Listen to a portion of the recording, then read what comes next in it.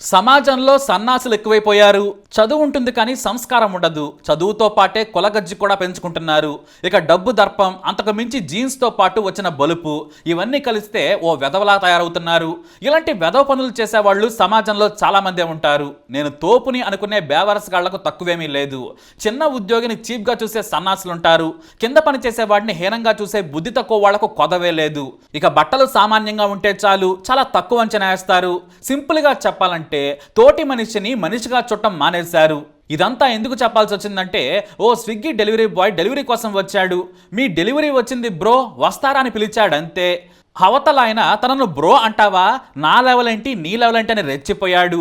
ఆ రెచ్చిపోయిన వ్యక్తి పేరు ప్రసాద్. ఉండేది విశాఖలోని సీతమ్మ దారిలోని ఆక్సిజన్ టవర్స్.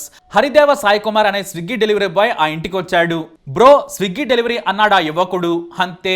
నువ్వు నన్ను బ్రో అంటావా, నీకంత ధైర్యం, నా రేంజ్ ఏంటి, నీ లెవెల్ ఏంటి అని ఏకంగా దాడి చేయడం మొదలు పెట్టాడు. ఇక అవతలున్న స్విగ్గీ బాయ్, సార్ నన్ను వదిలేయండి, సారీ మీ డెలివరీ ఇచ్చాను కదా అయిపోయింది, ఇష్యూ ఎందుకు, వదిలేయండి సార్ అని చెప్పినా కూడా అస్సలు వదలలేదు ప్రసాద్. ఏకంగా 29వ అంతస్తు నుంచి కనికరం చూపించకుండా తన అహంకారం ప్రదర్శిస్తూ కొట్టుకుంటూ వచ్చేశాడు. సారీ సార్ వదిలేయండి అని బ్రతిమలాడినా కూడా ప్రసాద్ మాత్రం సైకోలా దాడి చేశాడు. ప్లీజ్ సార్ క్షమించండి అన్నా కూడా చొక్కా పట్టుకుని లాక్కుంటూ వచ్చాడు. సెక్యూరిటీ గార్డులతో డెలివరీ బాయ్ని పట్టుకోమని చెప్పి కర్రలతో విచక్షణ రహితంగా కొట్టాడు. పొట్టకొట్టి కోసం పనిచేసుకునే ఆ కుర్రాడిపై కనికరం చూపించలేదు ప్రసాద్. సరే గేట్ దగ్గర ఏమైనా ఇతర డెలివరీ బాయ్స్ ఉన్నారేమో అని చూశాడు. ఒకవేళ వేరే వాళ్ళు అక్కడ ఉంటే తిరిగి తిరగబడతారని ఈ ప్రసాద్ భయమేమో, కానీ అక్కడ ఎవరు లేరు. ఇక ఆ తర్వాత ఈ స్విగ్గీ బాయ్ని మాత్రం వదలలేదు. పగబట్టినట్టుగా విచక్షణ రహితంగా బాదాడు. సరే అంతటితో వదిలేశాడా? లేదు. సెక్యూరిటీ రూమ్ లోకి తీసుకెళ్లి బట్టలు ఇప్పించాడు. బట్టలు విప్పకపోతే ఇంకా కొడతానని బెదిరించాడు. దీంతో కాళ్ళ మీద పడ్డాడు ఆ డెలివరీ బాయ్. అయినా కూడా ఇంకా ఉన్మాదిలా మీద పడి కొట్టాడు. నీ స్థాయి ఏంటి, నా రేంజ్ ఏంటి, డెలివరీ బాయ్ గాడివి నన్ను బ్రో అంటావా, ఇంకోసారి మాట్లాడతావా, ఇంకోసారి ఇలా చెబుతావా అంటూ బట్టలోడ తీసుకొట్టాడు.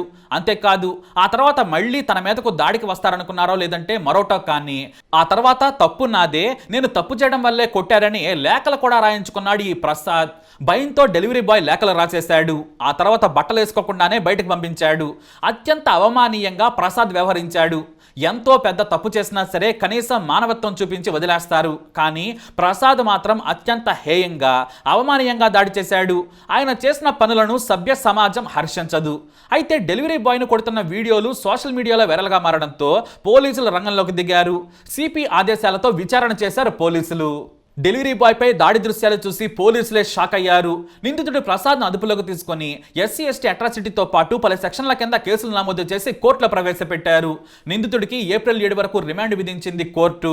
అయితే డెలివరీ బాయ్ పై దాడి చేసిన వ్యక్తి ఉన్న అపార్ట్మెంట్లకు ఇక డెలివరీ చేయమని డెలివరీ బాయ్స్ అంతా కూడా నిర్ణయం తీసుకున్నారు. ఓ యూనిటీగా నిలబడ్డారు. డెలివరీ కావాలంటే గేటు దగ్గరకు వచ్చి తీసుకోవాలని చెప్పారు. దీంతో డెలివరీలు లేక 100 ఫ్లాట్స్ ఉన్న ఆక్సిజన్ టవర్స్ వినియోగదారులు విలవిలలాడిపోయారు. దీంతో వారంతా డెలివరీ బాయ్స్ కి సారీ చెప్పారు. తప్పు జరిగిపోయింది, మీరు మాకు డెలివరీ చేయాలని రిక్వెస్ట్ పెట్టుకున్నారు. అయితే ఎక్కడో విషయం చెప్పాలి. చాలా మంది చదువు సరిగా చదువుకున్న వారు కూడా బ్రో అనే మాటను వాడేస్తున్నారు. తెలియని వ్యక్తిని బ్రో అనడం తప్పు. కావాలంటే బ్రదర్ అనండి. కొంతమంది ఈగోను బలుపును జేబుల్లో పెట్టుకుని తిరుగుతూ ఉంటారు. కాబట్టి ఎవరినైనా సరే సార్ అంటే సరిపోతుంది. సార్ అనేది చాలా మంచి పదం, అందులో రెస్పెక్ట్ ఉంటుంది. అవతల వ్యక్తి కూడా సార్ అని మర్యాదతో పిలవగానే డెలివరీ తీసుకొని థ్యాంక్స్ చెబుతారు. బ్రో అనేది వయసులో పెద్దవాళ్ళను అనకూడని పదం. దాన్ని అగౌరవంగానే భావిస్తారు. బ్రో అంటే బ్రదర్ అని అనుకుంటారు. అన్న అనే పదానికి బ్రో అనే పదానికి చాలా తేడా ఉంటుంది. అర్థం అదే అయినా కూడా దాని ఇన్ఫార్మల్ సందర్భాల్లో క్లోజ్ గా ఉన్నవారో లేదా పరిచయం ఉన్నవారో అంటారంతే. కాబట్టి ఎవరినైనా సరే పక్క వాళ్ళని బ్రో అని సంబోధించకూడదు. బ్రదర్ అంటే సరిపోతుంది. తెలియని వారు పెద్దవారైతే సార్ అనడం ఉత్తమం. ఓ పెద్దవాడిని చిన్నవాడు బ్రో అనడం మాత్రం అంత మంచిది కాదు. తెలుగులో అన్న అన్నా సరిపోతుంది. ఏదో ఫ్యాషన్ గా బ్రో అనడం చాలా మందికి ఫ్యాషన్ అయిపోయింది. ఇది ఇన్ఫార్మల్ వర్డ్ అనే తెలివి ఉండాలి. తెలియకపోతే సార్ అంటే సరిపోతుంది. సరే బ్రో అన్నంత మాత్రాన చర్మం ఊడిపోయేట్లు కొట్టడం నేరం. నిజంగా అగౌరవంగా అన్నాడనిపిస్తే చెప్పాలి, బ్రో అనకూడదు. నీకు నేను పరిచయం లేదు కదా, అన్న అంటే సరిపోతుంది, లేదంటే సార్ అనాలని చెప్పాలి. బ్రో అంటే అన్న అని కాదు. తెలియని వారిని అన్న అనడం మంచిది. సార్ అంటే గొడవే ఉండదు. బ్రో అంటే మాత్రం చాలా మందికి నచ్చకపోవచ్చు. కేవలం అది పరిచయం ఉన్న వాళ్ళని, దగ్గర వాళ్ళని అంటేనే బాగుంటుందేమో. మరి మీ అభిప్రాయం ఏంటి? తప్పకుండా మీ అభిప్రాయాన్ని కమెంట్ ద్వారా తెలియజేయండి. ఈ వీడియో అప్డేట్స్ కోసం మా ఛానల్ ఫాలో అవ్వండి. అలాగే తప్పకుండా మా ఛానల్ని సబ్స్క్రైబ్ చేసుకోండి.